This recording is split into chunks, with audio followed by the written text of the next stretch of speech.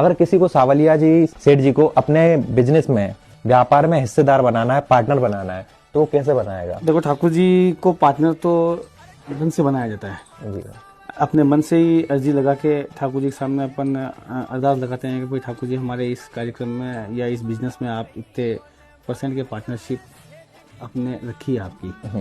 तो लोग तो ऐसे लगाते हैं। बाकी कुछ लोग जैसे क्या एग्रीमेंट करते हैं, अपनी अर्जी भी लिख के लाते हैं।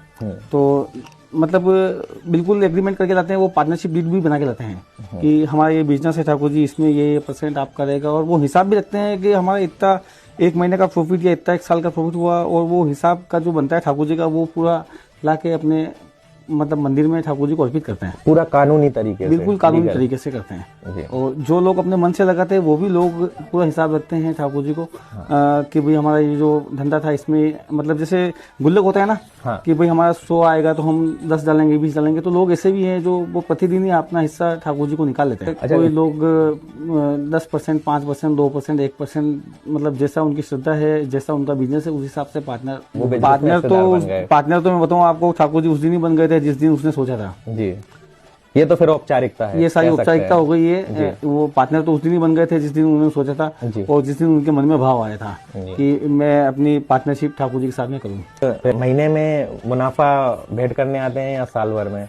कुछ लोग महीने में आते हैं, कुछ लोग साल में आते हैं, कुछ लोग 6 महीने में आते हैं, कुछ लोग अपना हिस्सा डेली निकाल लेते हैं। जैसे छोटे रोजगार वाले होते हैं वो अपना हिस्सा डेली निकाल लेते हैं गुल्लक के माध्यम से, या अपना पैसा जो दिन भर का आया उसको अलग रख के ठाकुर जी का हिस्सा अलग निकाल लेते हैं। कुछ लोगों का हिसाब 6 महीने में होता है, वो 6 महीने में लाते हैं। कुछ लोग 12 महीने में होता है, 12 महीने में लाते हैं।